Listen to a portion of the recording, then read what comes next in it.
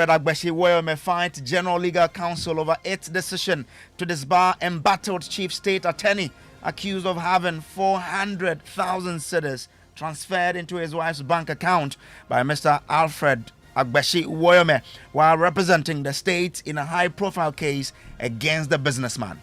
Nobody give bribe by asking the person, come to my bank, and then the person come and open an account to your bank and you transfer money from your own account into her account. Bribe is not done that way. I've not given bribe before. Maybe those who claim I do, maybe I don't know how to give bribe. Maybe that's why I did it like that.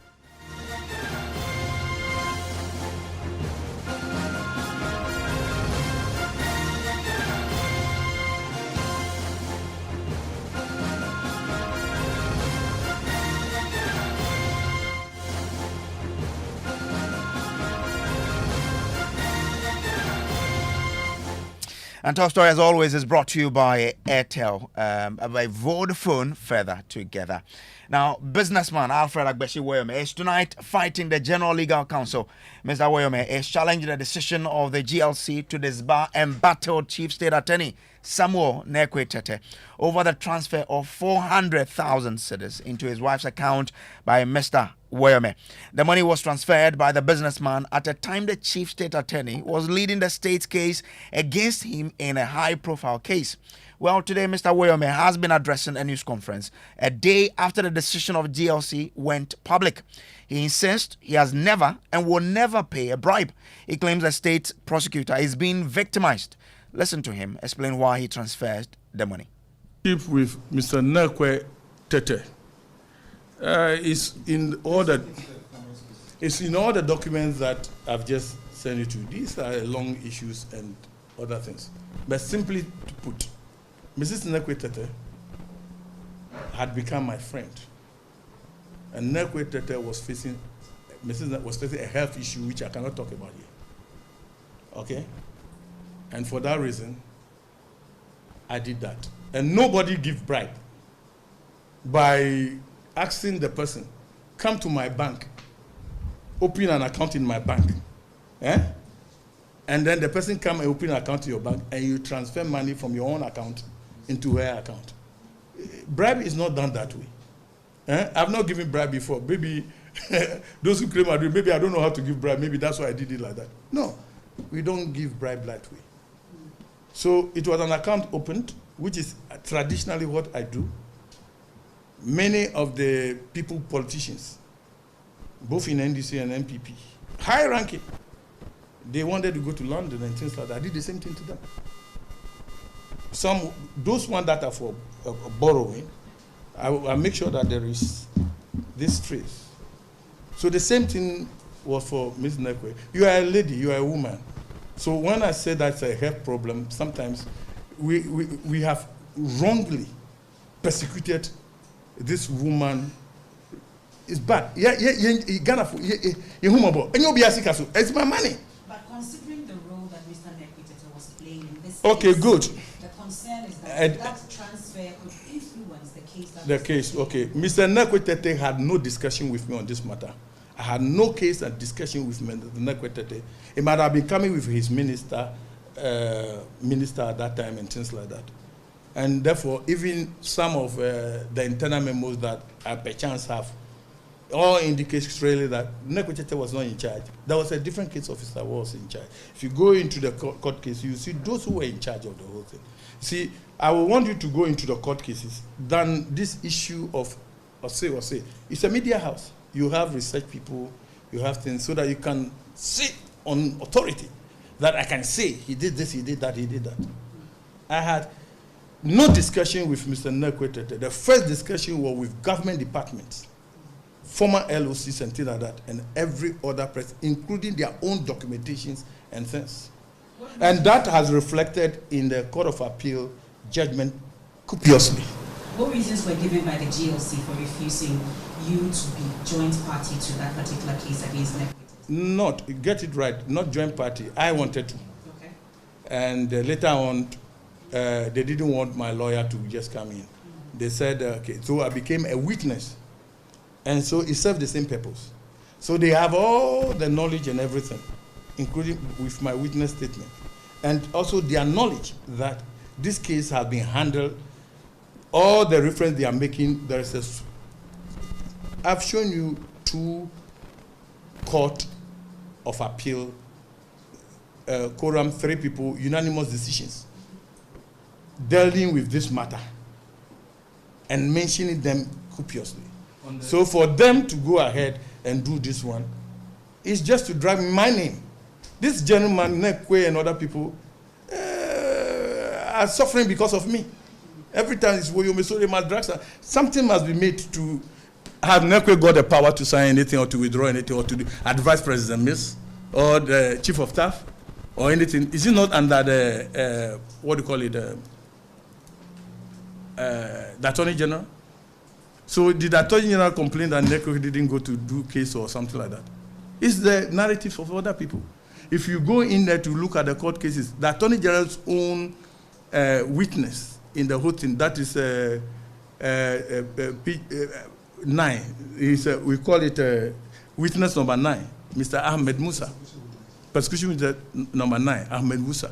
Go and you read everything that he has said. Okay, is it not funny that that day you arrested, so-called arrest, because converted to tell you people have been arrested, because on what basis? What court will we need to make why arrested me? On what basis? I understand me? The so-called purported arrest and the prosecution of Nekwetete and Mrs. Nekwetete. The same Attorney General issued a nolle prosequi. A nolle prosequi, discontinued. Then, after you have gone the preliminary case and you've lost 1, you've lost 2, you've lost 3, and go on court of appeal yourself, and you lose it. Then you go on internal investigation. When you are barred from doing that and disturbing somebody on this basis, meaning you are journalists and you are Ghanaians, you should rise up against this nonsense. This nonsense. Some people promise me, they know it's phantom. I'm not part of that contract. It's phantom. This thing should not continue. That woman and you women in this country should be able to, because many women are also beneficiaries of the same thing I've done to Mrs. Nekwe. Many women and many homes.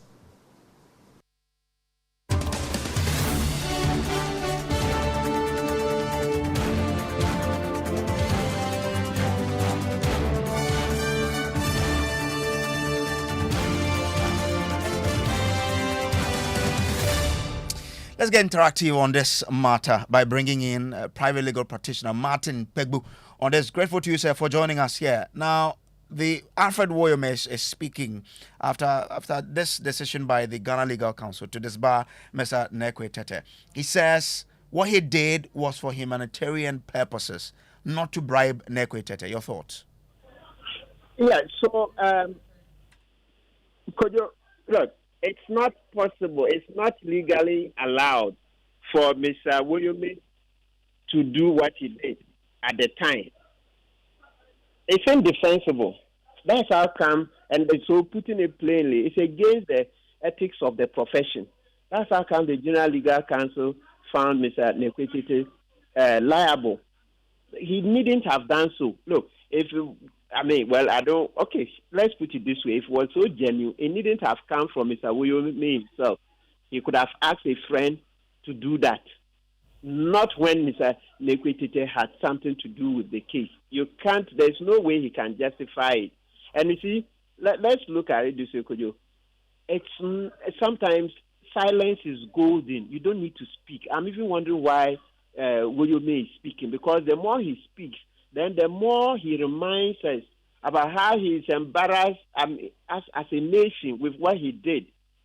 Yeah, because as he is even talking now, if he has money to give on humanitarian grounds, the first question he should be asking is that, has he finished paying back the judgment debt?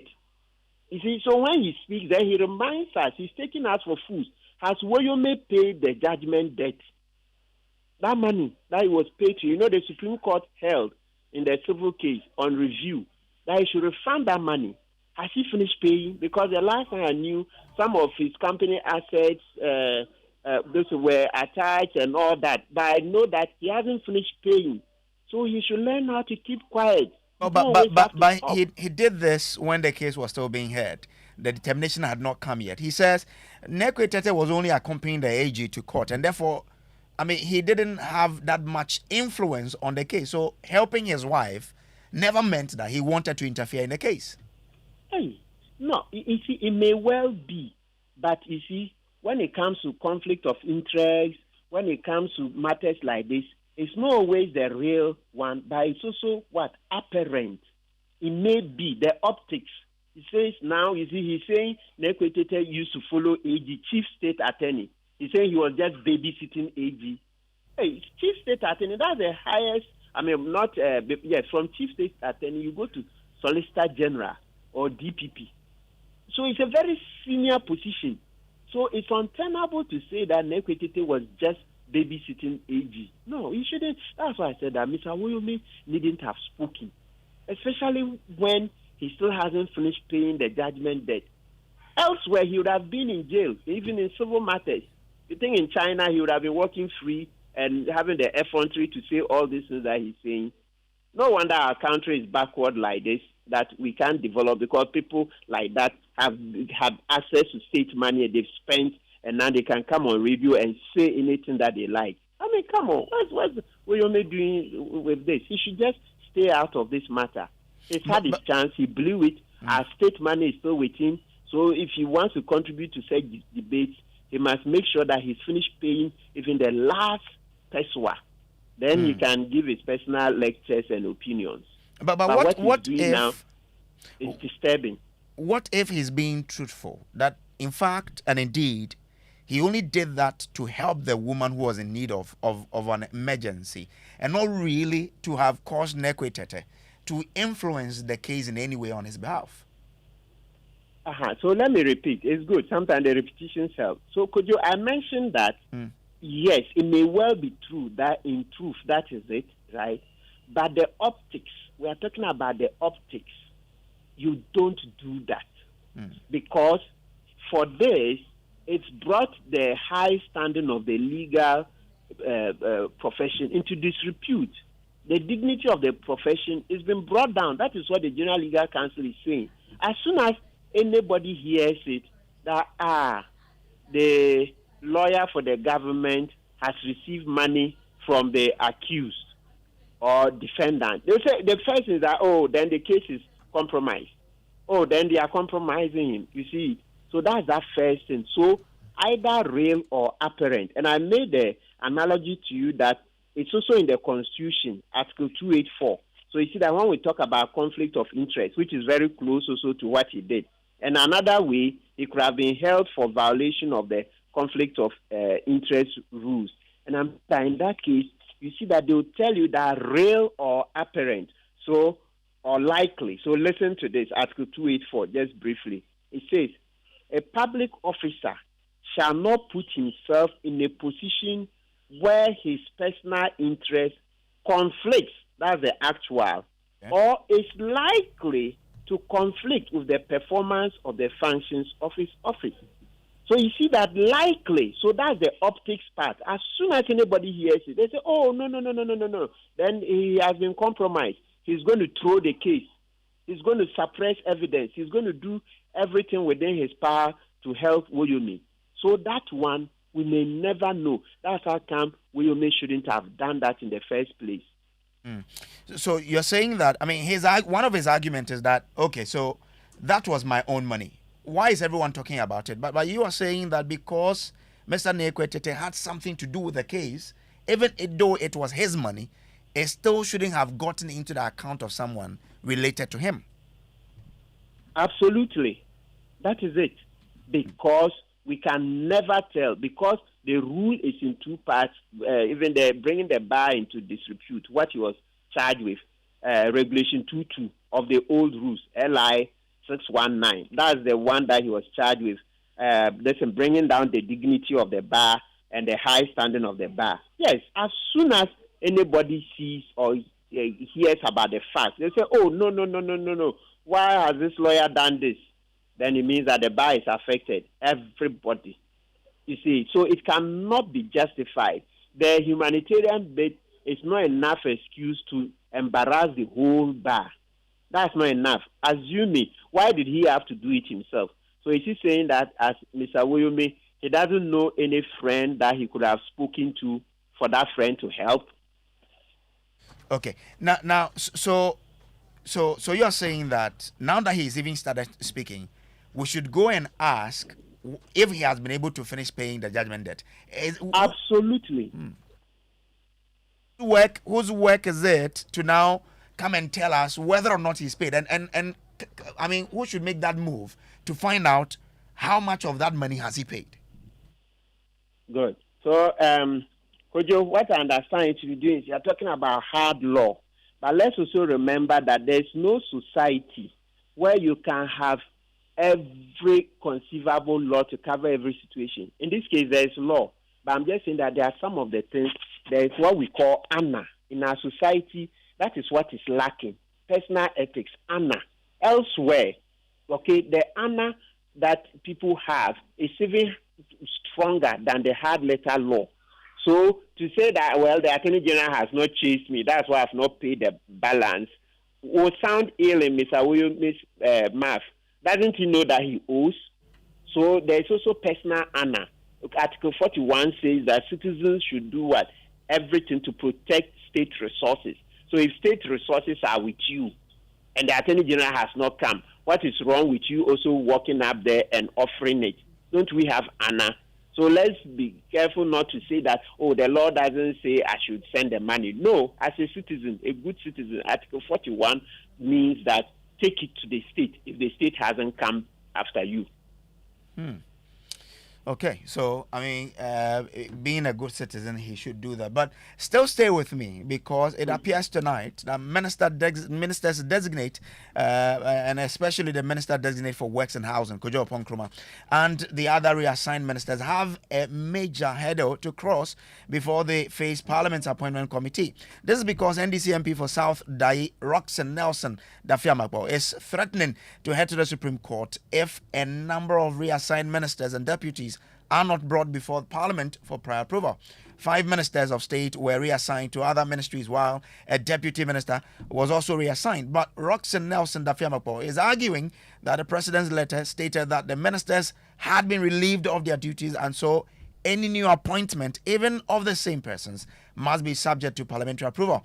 We'll hear from the MP shortly. First, though, Parliamentary Affairs correspondent Kweku Asante joins me with further context. Kweku, take us through the letter from the president on this ministerial reshuffle. Well, Kojo Brace, if you look at the press release that was put out by the Communications Directorate of the Jubilee House, it said, A, exit from office. And reads, the President of the Republic, Nana Addo Dankwa Akufo-Addo, has relieved the following ministers and deputy ministers of their portfolios in government with immediate effect. And that includes Kojo Ponkroma, that includes Francis Asenso-Boakye, and the other ministers and deputies who have been reassigned. Roxanne Nelson Dafiamapo's argument is that if you read this, the President clearly said he has sacked these persons. And so if you are reappointing these persons, they must come to Parliament for vetting and approval. The challenge, though, is that this is the press release that was put out by the Communication Directorate of the Jubilee House. The letter that was written under the hand of the President To the Speaker. did not couch it in these terms. Okay. It just simply stated that these are the persons have now appointed. Those are the persons who have to come for vetting. And those ones that he is informing Parliament about, that these persons will have to, as it were, be reassigned to other ministries. So there is a certain chasm difference in what Eugene Ahen signed and put in the public domain and the letter that the president sent directly to the president. But let's listen to the argument of the member of parliament. Let me anchor this matter within the premise of Article 81 of the Constitution.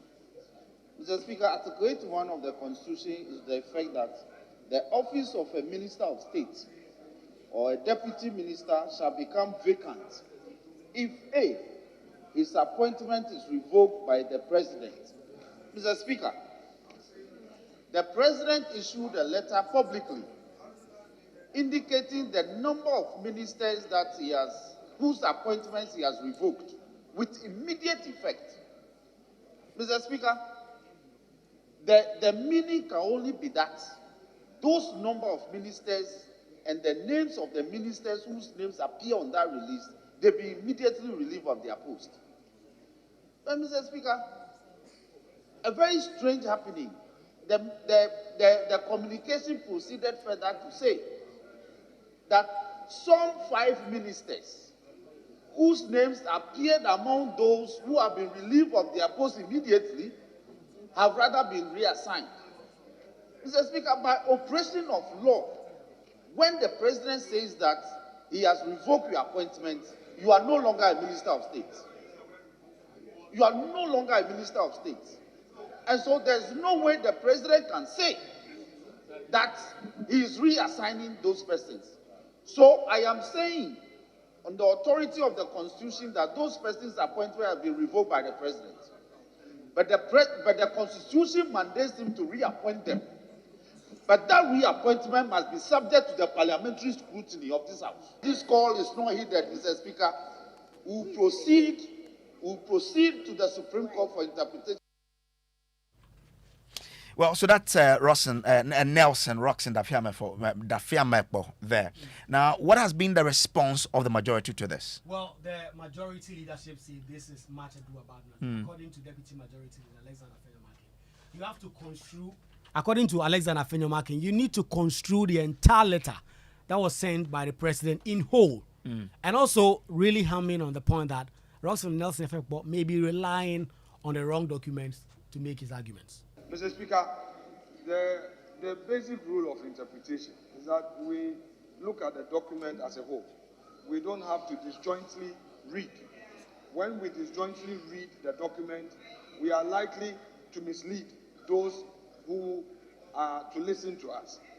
The president used one communication to communicate his intent and his decision.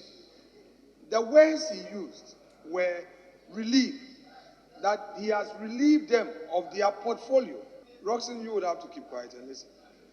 That he has relieved them of their portfolio in government. And in the same communication, the next paragraph, he again conveyed to us that these people have been reassigned. Anyway, you are free to go to the Supreme Court. Mr. Speaker, I won't belabor.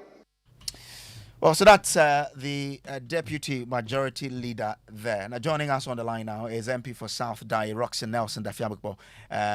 Grateful to you, sir, for joining us. We also have the MP for South Asante Akim North, MP Andy Apia Kubi, and we know the Martin Pebu is still with us here. Let me start with you, Nelson Dafiamepo. Have you seen the letter the president wrote to the speaker on which he's communicating the new arrangements? Yes, clearly the president wrote his communication to Parliament. It's not different from his communication to the general public. What he has done is that those that he has termed as new appointees are those that he has communicated to Parliament for purposes of parliamentary scrutiny and vetting. He has clearly left out those whose names feature under the supposed umbrella term reassignment. But my point is very simple, and it's in consonance with case law. If you read D.H. Mensa and Attorney General, it was a similar situation that erupted in this country in 1997. When President Rawlings, at the time who has won a second term, sought to direct the ministers that served under him during his first term to continue in office. And our president, who was then a very senior lawyer in this country, led J.H. Mensa to the Supreme Court because J.H. Mensa raised the matter that there's nothing like reappointment because the Constitution is very clear in Article 81. When a minister's portfolio becomes vacant, that is the end. It has to be filled. And when you want to fill it, the Constitution mandates you to fill it. But there's a certain procedure the nominee must go through, and that is to go through parliamentary scrutiny and subsequent appointment. So whether you label them reappointment or not, you have to subject them to parliamentary scrutiny. I'll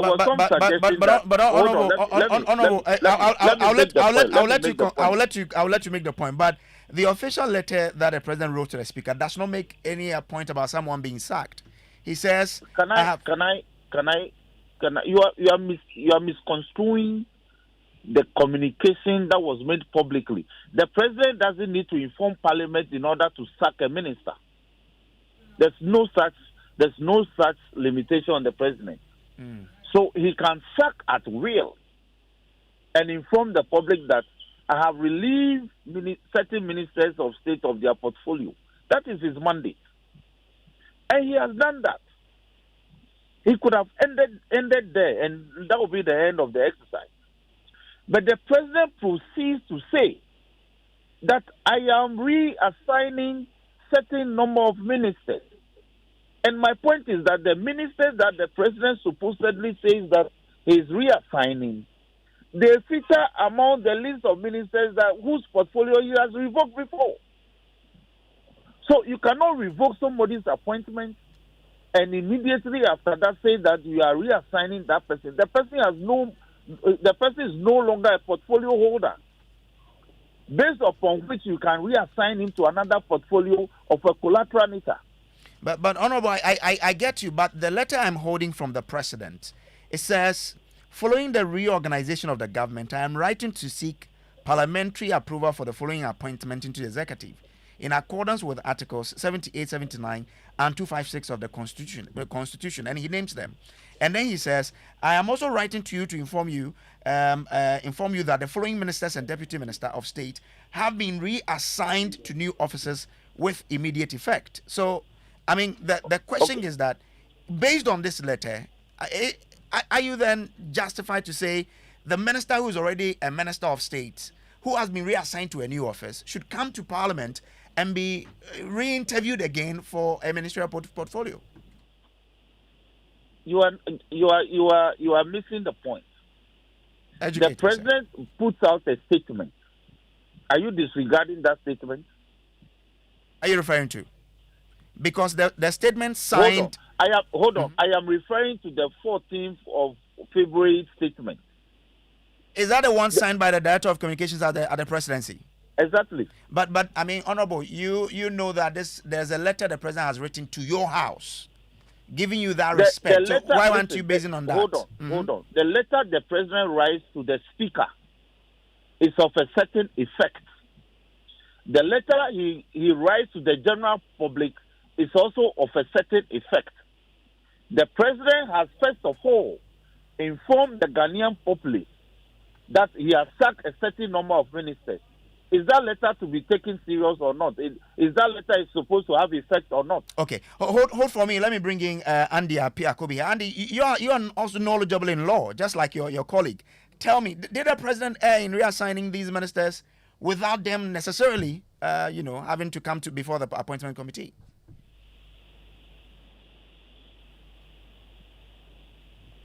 Hello, Andy Apiakobi. Hello, Honorable, do I have you?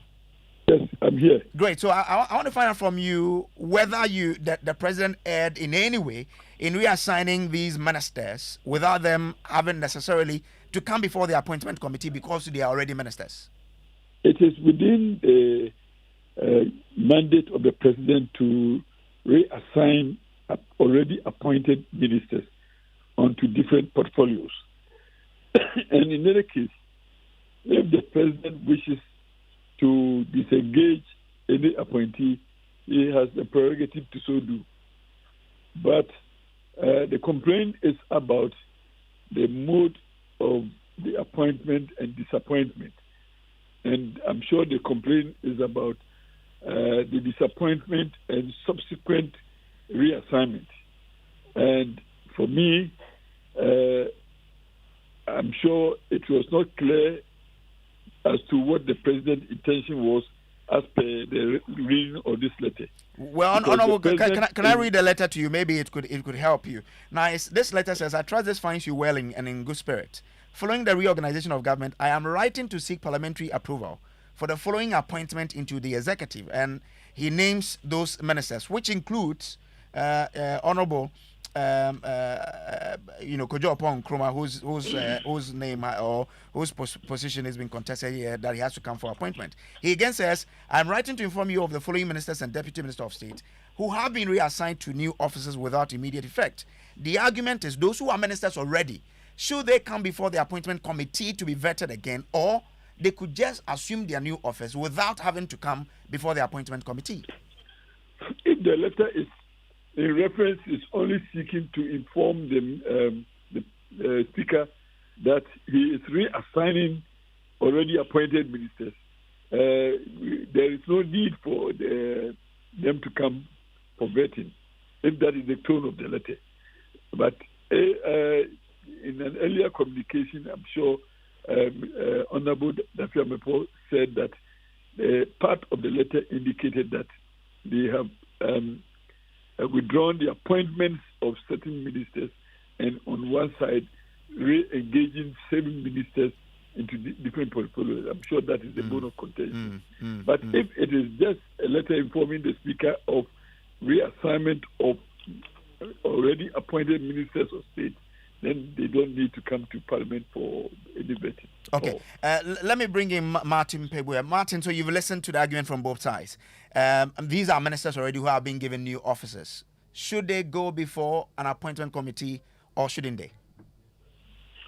If we are using the Supreme Court decision in J.H. Mensah versus Attorney General, 1996-97 Supreme Court, then in that case, they have to go for prior approval. That's what the Supreme Court held. And let's just read a short part of it. It says that the effect of Article 78 and 79 of the 1992 Constitution was that the President's nominations for appointment as ministers or deputy ministers, listen to this, whether retained or new, so you see, whether retained or new, required the prior approval of Parliament. You see, so what you're looking is that, and he says that the article did not draw a distinction between fresh and reappointed ministers.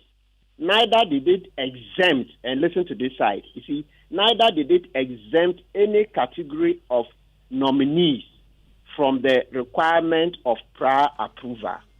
So the key thing is that once what you're going to do was not what you were doing previously, I think it's caught within the intendment of this decision, so that you require prior approval. And let's further quickly add 2 points. When they say approval, in this same J.H. Mensah case, that's a Supreme Court decision, it doesn't always require the full vetting and all that. No, it's within the powers of Parliament to agree that this for those who have already been vetted, but they're just transferring them or switching them around. They can just do a voice vote to say they approve. You don't need a long interview session. It's within the powers of Parliament to say that, look, this is the thing. They can just approve them by a voice vote. Okay? Then secondly, also, this same J.H. Mensah decision showed that when somebody is being nominated, because Parliament will take some time to organize, to vet them, etc., they can also act in the interim. They can act. Thank you very much, gentlemen, for joining us here on this discussion.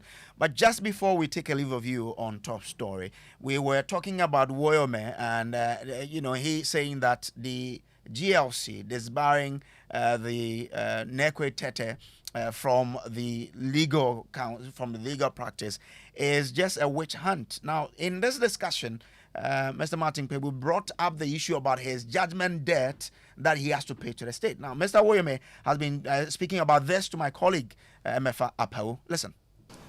What it purports is that if you were saying, you want to catch up to your connection, man, something like that, but can he influence the AG? Or can he influence finance minister or influence the president or the cabinet and so like that? He was not part of it. Read the records. That is if he's not in charge of it. If he's in charge of the case, he can. He can. He can do that. He's in charge of the case, but you are saying he's not in charge of the case. No, he was not in charge of the case. What's the name of the guy? Cecil Adadevo. Cecil Adadevo. As to their internal workings and whatever they do in their internal thing, I cannot speak to it. because I won't have anything to do with it. And secondly, too, it was not based on any state attorney recommendation that this payment was done. It was based on the LOC and then the 3-member finance committee of Bank of Ghana. Are you getting me? 3-member committee of Bank of Ghana. The late Les Dodu and other people who confirmed everything. Is this too hard to believe? So those, when you get a judgment, you see the people who recommended, even the Ofwe judgment. You see the people who did the recommendations. It is not any state attorney that has right. The whole they told them to do is go and fight him, and they have no defense. Do they have defense? In the meaning, it's a loose case. In fact, there is nothing in it. Today, I want to tell you, balloon, what do you call it? Pin, atom, everybody has seen that it's a zero move. What do I say? Say, be any. You understand me? So what we say we want to do, we will continue with it. One more question. Substantively, though, the issue about the payments of 51 million CDJ. We told you paid 18 million, 30 million outstanding. What is the status of that payment, the repayment of that money? Everything was paid. 80 million was ordered by the court. Then we went back to the court. Okay? And they decided to do a settlement. And that settlement was not even done by the AG. It was done. Great news is here. Batmat is here again. XXL clearance